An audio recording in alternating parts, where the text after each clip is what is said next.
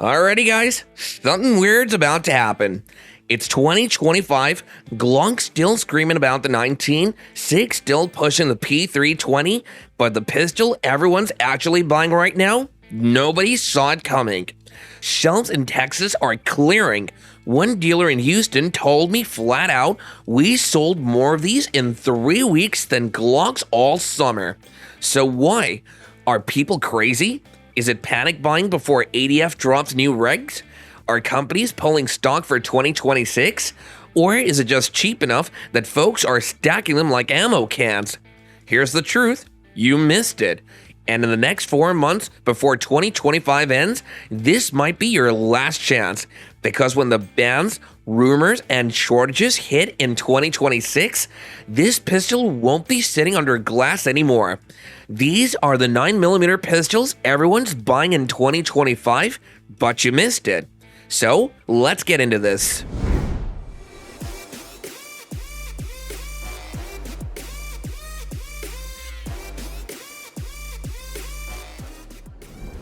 Ask around right now and you'll hear the same thing. The Max 9 keeps disappearing.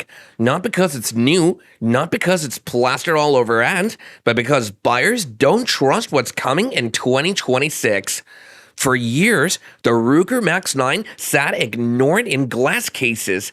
But this year, the talk started spreading. Whispers of production slowing down, rumors that ADF might clamp down on micro-compacts, and election season nerves putting pressure on the shelves. That's when people began treating the Max 9 less like a carry gun and more like a last chance buy. Scroll through the forums and you'll see it. Guys posting that they grabbed 2 at a time just in case. At the range, I've seen new shooters surprised it circles everything they feed it. No stoppages, no drama. For under $400, that level of trust is what keeps it moving. This isn't the pistol you brag about, it's the one you lock down quietly, because when the shelves go empty, you'll either have it or you'll be the one wishing you had moved faster. The Taurus name still makes a lot of shooters flinch. Too many bad runs, too many jam stories. And let's be honest, I've said it myself before. The G3C just wasn't reliable. I told you that, remember? So here's the question. Why is everyone suddenly buying another Taurus? Because this one is different. The GX4 Toro slid into 2025 with almost no hype, but something changed this year. Online forums that usually trash Taurus started lining up with range reports, clean cycles, solid accuracy, and no surprises after hundreds of rounds. Even on YouTube reviews, guys who swore off Taurus admitted they were carrying this one daily. Part of the rush comes from timing. It's optics ready right out of the box, it carries light, and it's running cleaner than anyone ever expected. At under $400, this is the kind of pistol people grab just in case before ADF rules, state bans, or 2026 price spikes make it harder to get. So here's the FOMO. The same brand we wrote off is the one filling holsters right now. If you're still stuck on G3C nightmares, fine. But the crowd that gambled on the GX4 isn't looking back. The smoothest trigger you'll ever touch, or the compact you'll never trust. That's the Walther PDP compact in 2025. Few pistols split shooters this fast. Some call it the best compact they've ever fired. Others swear it's too sharp, too risky, too much gun to carry. And while the arguments keep flying, the PDP compact just keeps moving. It doesn't slip into the market quietly, it challenges you the moment you rack it. The trigger breaks cleaner than most so-called match guns, the grip locks into your palm like it belongs there, and the slide tracks flat enough to surprise even experienced shooters. The first time I ran one, I stopped mid-mag just to shake my head. Online forums tell the same story. Guys who once swore they'd never trust a Walther are now posting target groups and calling it their everyday carry. At training classes, I've seen shooters hand it around and then refuse to give it back. So while some folks are still debating whether it's too much for carry, others are locking them down before 2025 closes. Because love it or hate it, the PDP Compact has its believers and they're not hesitating. And if you think that divides shooters, wait until you see what's coming at number 9. The pistol people are calling the only serious buy of 2025. There's a compact 9mm this year that nobody brags about, yet it keeps vanishing while the louder names hog the spotlight. Glock, Sig, Springfield. Those are the names people mention first, but under the radar, another pistol keeps slipping out of shops one range trip at a time. It isn't new, it isn't plastered all over ads, but what's driving the surge is word of mouth. You shoot it once, feel how steady it runs, notice the trigger breaking cleaner than you expected, and suddenly you're looking for one of your own. I've seen guys in training swap into it mint class after trying a buddy's, walking away shaking their heads for not buying it sooner. Compared to Ruger's RXM, which grabs first-timers with price, this pistol feels more like a long-term bet. It's the graduation gun for shooters who've been around long enough to know what matters. The name? CZ's P10C. Not trending, not hyped, but steadily selling in 2025. Ignore it if you want, but that's exactly how people miss what's really moving right now. Most of the 9mm flying off shelves this year are the small ones. Easy to carry, easy to sell, but built more for convenience than confidence. Still, there's a crowd that walks right past those cases and asks for something heavier, something tougher, something that feels like it was made for work instead of comfort. That's the split I kept seeing at training sessions in 2025. Young shooters running the tiny guns, older hands bringing out pistols that carried real weight. They weren't chasing trends, they were chasing trust. Scroll through online forums and the pattern's the same. This pistol isn't being a range toy, it's being called the one-gun choice, the sidearm you'd bet on when you don't want questions about reliability. The name?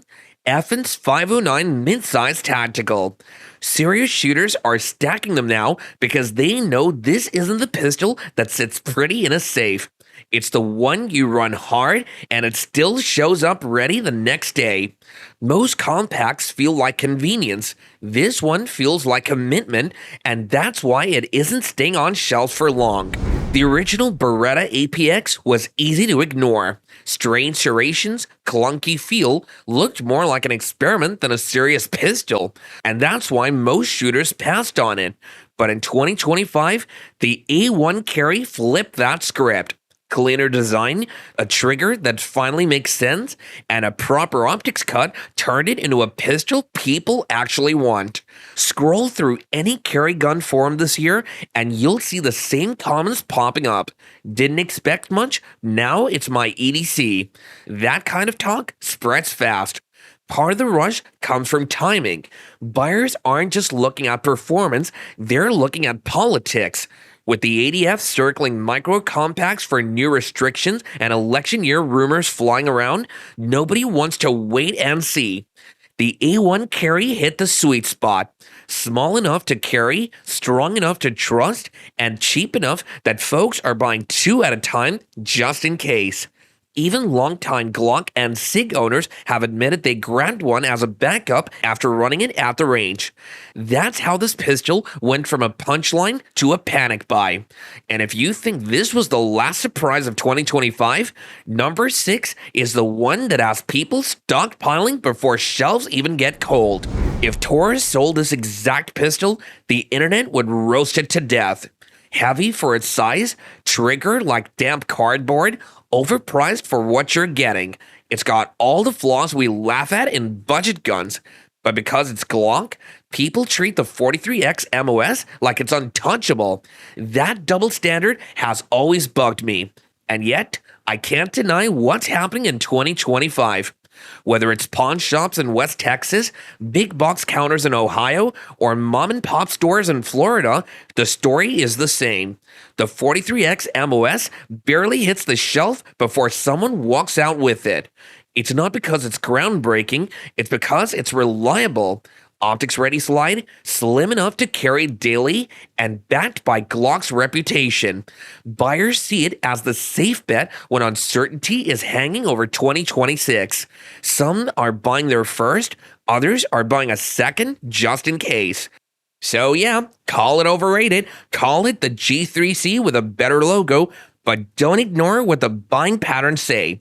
When folks are worried about bans, shortages, or the next wave of ADF rules, the pistol they're grabbing isn't the fancy new release, it's this one.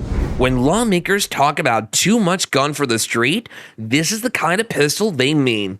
Compact frame, easy to hide, but stuffed with 15 plus 1 rounds in the mag. The Springfield Hellcat Pro doesn't just sell, it makes politicians nervous, and that's exactly how buyers in 2025 aren't waiting around. Every conversation I've had with shooters this year comes back to the same fear. What if they ban high-capacity compacts in 2026? That's not paranoia. Some states are already floating it. The result? Shelves clearing faster than Springfield can ship them. The funny part is, a couple of years ago, most folks laughed at the Hellcat name. The original felt like shooting a bottle cap, sharp recoil, tiny grip. But the Pro fixed what mattered. More control, better balance, more ammo. I shot one side by side with a P365 and walked away thinking, yep, this is why people are doubling up.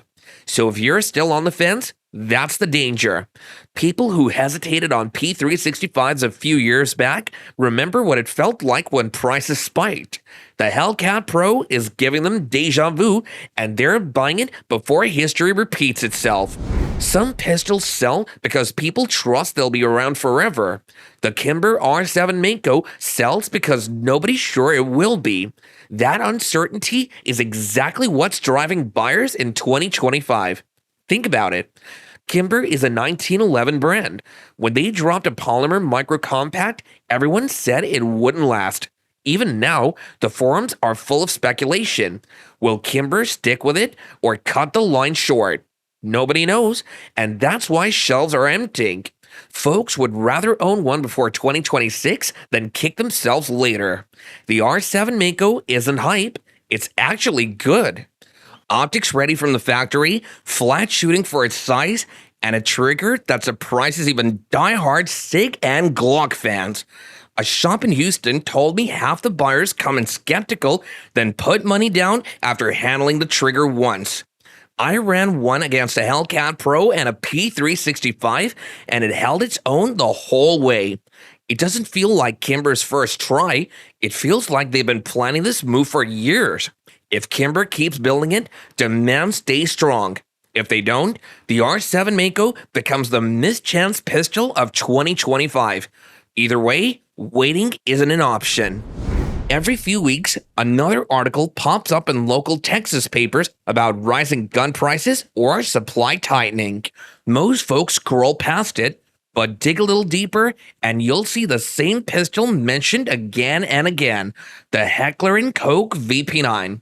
The rumor mill says HK is preparing for price hikes going into 2026.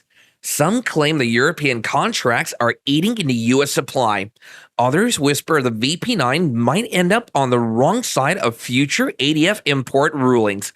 None of it's confirmed, but it doesn't have to be. Buyers don't wait for official news, they react to the smoke before the fire. That's why stores in Texas and San Antonio have been watching VP9s move faster than expected. Not one at a time, but often in pairs. Guys tell the counter staff the same thing. If prices jump, I want mine already in the safe. And to be fair, it isn't just panic. The VP9 has one of the best striker-fired triggers on the market, excellent ergonomics, and a reputation for lasting thousands of rounds. When you mix performance with rumor, you get a pistol that disappears overnight. That's the VP9 in 2025. Buy on site or pay more later. And we're not done. Number 2 is tangled up in tariff talk and politics. Buyers are treating it like it won't even exist the next year. Every Texan's got that one old pickup sitting in a yard. Paint's faded, AC's busted, but it cranks every morning and hauls what you need. That's the Glock 19 Gen 5 MOS in 2025. Now here's the head scratcher. Everybody knows Gen 6 is creeping in. Patents filled, rumors floating, even gun counters in Fort Worth are whispering about redesigned frames and a new tighter group. So why in the hell are folks still cleaning out Gen 5 MOS shipments like it's brisket on a Sunday? Truth is, Texans don't trust promises, they trust what's proven. The Gen 5 MOS may be boring, but boring is exactly why it still rides in so many holsters. No finger grooves, eats any ammo you feed it, and with that optic cut, it's kept pace with the new red dot craze. I talked to a guy out in Midland who bought his third Gen 5 this summer. When I asked why not for Gen 6, he just grinned, "Son, I don't bet on horses that ain't left the barn yet." That's the mentality fueling sales right now.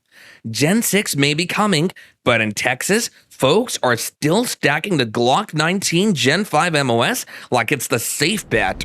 Election years always rattle the gun market, and 2025 has been no different. ADF whispers, state-level bans, even talk of tariffs, all of it has buyers acting like tomorrow's prices could double. And right in the middle of that storm sits a pistol that's suddenly become the buy now or regretted gun of the year. It isn't just about performance, though this model already turned heads with its modular frame system and optic setup done right. What's really driving the panic is money. Local news out of Houston ran a piece on potential Trump tariffs if he swings back into the White House. The article was about steel and imports, never even named handguns, but buyers didn't need it spelled out. They read between the lines and started treating this pistol like gold. Scroll through forums today and you'll find the same mindset. Grab it now before 2026 hits. Nobody wants to gamble on inflation, tariffs, and politics all colliding at once. The name? Springfield Echelon. It already shook the market on release, and now it's being treated like the last affordable chance before prices climb. And folks aren't waiting to see how high. On National Day this year, I was out at the range for a practice session when I met an Indian guy running drills. He wasn't new. You could tell by how he handled his mags, but he wasn't bragging either. We got to talking, and I asked what he carried. Without hesitation, he pointed at his P365X Macro. He told me, "Brother, back home, I never had the chance to own something like this. Here, I'm not missing my shot. I bought two, one to run, one to keep." That right there is the story of 2025. The P365X Macro isn't just a carry gun, it's the compact that gave people full-size capacity without the bulk, optics ready from the start, with recoil so tame it feels like cheating, and because it already dominates, the panic isn't about is it good, it's about how long will it last before the rules or shortages hit. Shops across Texas have watched them vanish as fast as they arrived. Some buyers are picking up second or even third pistols, not because they need them, but because they don't trust 2026. This is the 9mm that defined 2025. Miss it now, and you'll spend next year wishing you hadn't. Listen, by the time 2026 rolls in, half of these pistols might be twice the price or off the shelves completely. ADF is circling, tariffs are being tossed around, and states are already floating magazine limits. That's not fear talk, that's what's moving buyers right now. I just walked past cases in Houston that were bare where these sat a week ago. Same story in San Antonio and Lubbock. Folks aren't buying for fun anymore, they're buying because they don't trust tomorrow. So here's the punchline. You can roll your eyes, call it hype, call it panic, but if you wait, you'll be the guy paying scalper prices on a pistol you could have grabbed today. So tell me this, which 9mm are you locking down before the clock runs out? I'm Steve, and I'll see you in the next one.